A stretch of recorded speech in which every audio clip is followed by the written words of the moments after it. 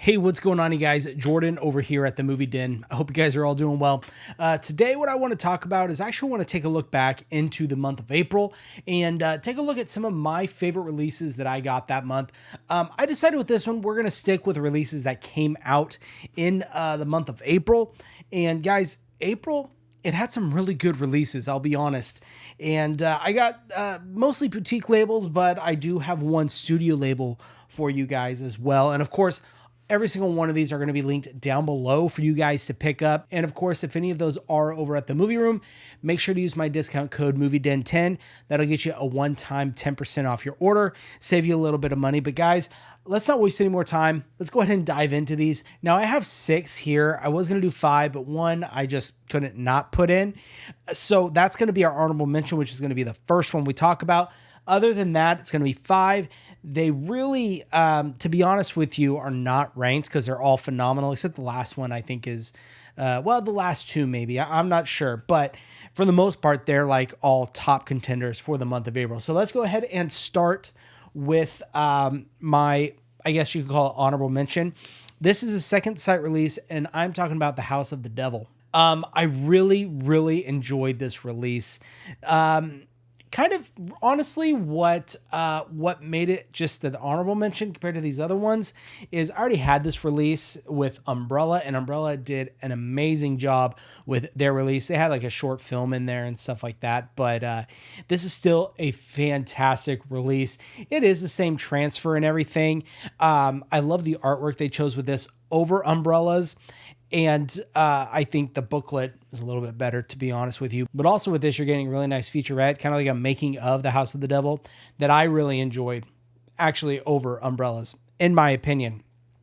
But again, some of these I already have reviews on. Those will be linked down below as well. But that's going to go ahead and be my honorable mention for this video, The House of the Devil from Second Sight. Now, guys, this one is my one and only studio label that I want to talk about. This is from my favorite Western of all time. It seems like we're starting to get the ball rolling with Disney titles, or well, Disney-owned titles that Sony's putting out, and they're coming out strong. But we have got Tombstone. This movie, so quotable. Skin that smoke wagon and see what happens. You gonna do something or just stand there and bleed?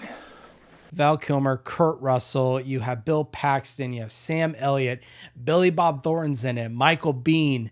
I can keep going. There's so many phenomenal actors in this movie. Billy Zane. This is such a great Western about the town of Tombstone and the gunfight at the OK Corral, kind of centered around that. There is another more modern movie, I guess you can call it modern, kind of a spin on this same tale of Wyatt Earp, but this one is the best. Like I said, it is my favorite Western. The transfer on this looks amazing. I know some people, and I've read some things somewhere, which, you know what, there's always going to be some people that don't like a transfer, don't like a release for whatever reason. You're always going to find that, but from what I saw watching this, it looks amazing. Right from the main menu screen, I thought, okay, we're in for a treat. This looks great. But yeah, guys, there you are. There is my number 5 for you, Tombstone.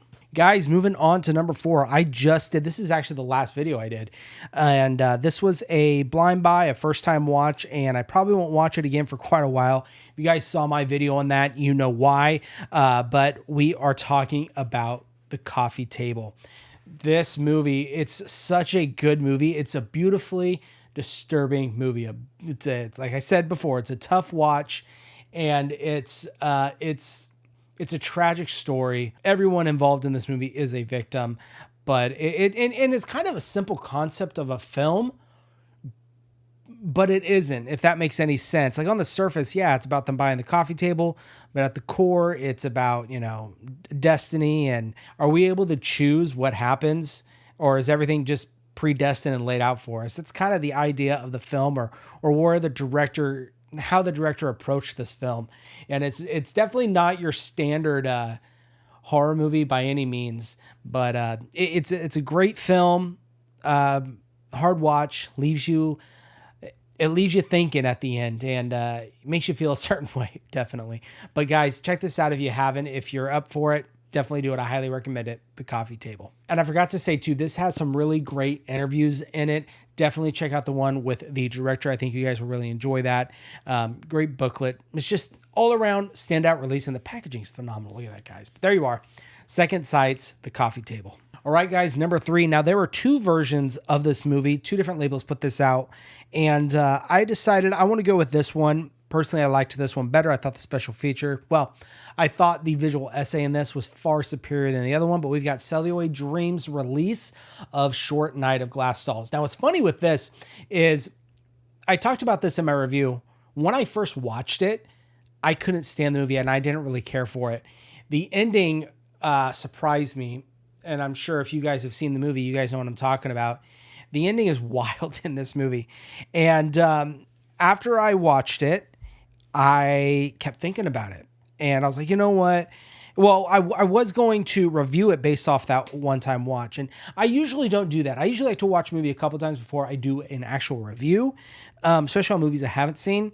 But I didn't really care for it at first. So I was like, I'm just going to do this video, get it out of the way. And then it stuck with me. And I kept thinking about that ending. I was like, geez, let's try it again. And after the second time watching it, knowing the film, knowing the pacing, knowing the ending, I could kind of see where it was going. And guys, the second time around, I fell in love with this movie. I think it is an amazing Italian giallo movie, really. And this release from Celluloid Dreams is phenomenal. Now, this is only their second release. The one that came out before this is The Case of the Bloody Iris, which I have that one coming in here pretty soon. So I'll be doing a review of that. But the one knock I do have to give Celluloid Dreams with this release, and I talked about it in my review, but I fixed it, is this came with a Blu-ray case. Actually, I have it right here. I'll show you. This originally came in this case right here. And it's a 4K release. So I don't know the reasoning behind that. Personally, I could not stand it. It was driving me nuts. And so I jumped onto Amazon and picked up a replacement 4K black case and swapped it over to this. And I think it looks so much better. I don't know. Maybe it's the OCD in me. I don't have OCD. I say that. Certain things really bug me, and that one kind of bothered me. So I went ahead and got a 4K case to fit with the 4K release of the movie. But it's literally the same exact case, just one's black and says 4K instead of this one. Only knock I do have on this release from Celluloid Dreams. And one other thing, the booklet sticks out, which I think is so weird. I don't know why they did that, but yeah, it sticks out a little bit, but, you know, what can you do? There you are. Awesome film. Check it out if you haven't. Short Night of Glass Dolls. This is the Celluloid Dreams version of Short Night of Glass Dolls. All right, guys, number 2. Now, I did an unboxing of this video, which you guys seem to love. I just haven't done my review of it yet. I still need to dive into some of the like brand new special features because they got a lot. I started some of them, but I got busy doing other things and then my truck blew up. So there's that. You guys don't know about that. But anyways, we've got Ignite Films Re-Animator. Now, I've been reading and hearing some people knocking this a little bit, and I don't understand why. I could see for people overseas, like outside of the US, yeah, it's a little pricey to get, you know, importing costs and all that stuff.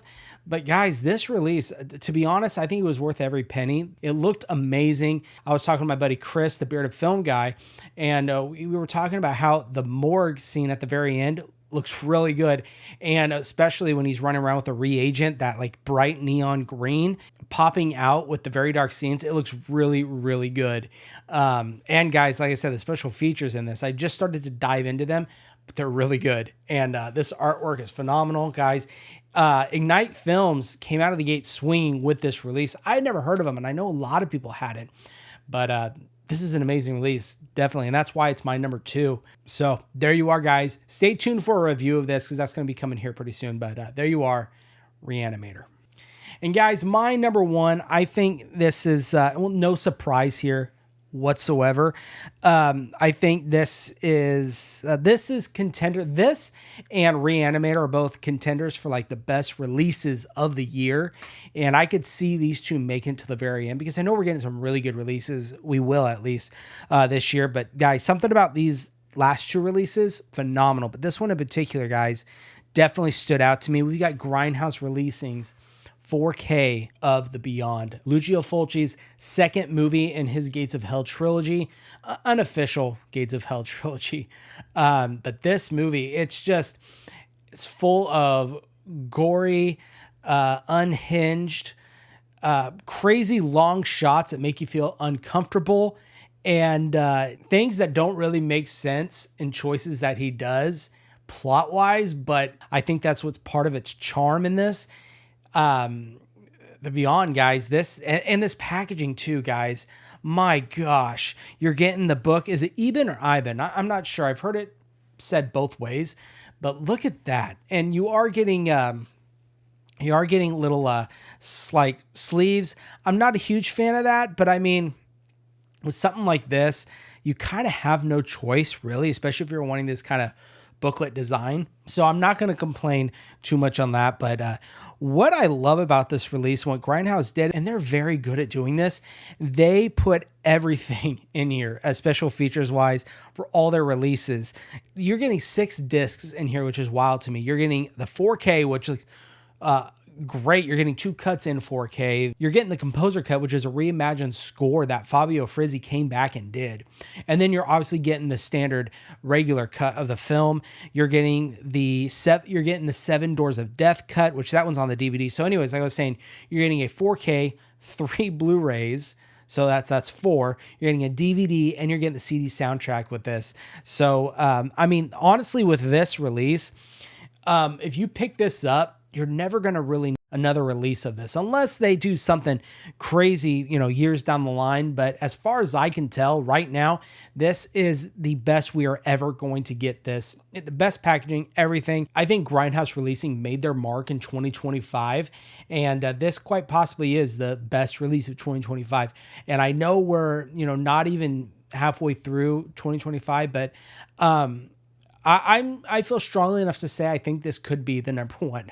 But you never know. Time will tell. But Grindhouse, you guys, amazing job with this. So that's why this is my number 1 pick of my favorite releases that came out in April of 2025 is their release of The Beyond. And guys, that is my list, my 5 with 1 honorable mention. Let me know down below if you guys agreed or disagree with my list. Was there some you thought I missed out on that released in April that you're like, hey, Jordan, why didn't you throw this one in here? These are just my personal picks. I know there's more out there, but let me know what you guys think. Also, I had mentioned this in a video prior and on my Instagram, but we are almost at 1,000 subscribers, which is crazy.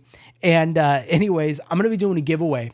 And it showed up, and I'm going to be giving away this release right here from Second Sight of The Hitcher. Still sealed and everything. So once I hit 1,000 subscribers, I'm going to be announcing a live stream that I will be scheduling to do. And during that live stream, I will be picking the winner for this, and I'll be sending it out to one of you. And then we also have a bunch of digital codes to give away that night. So it's going to be a lot of fun. Don't miss out on this. If you guys want to go ahead and enter for this giveaway, all you have to do is subscribe to my YouTube channel, follow me on my Instagram, which will be linked down below, and then just shoot me a message on my Instagram letting me know you guys would like to enter into the giveaway. I'll get your name down, and then, pretty soon we'll announce a winner.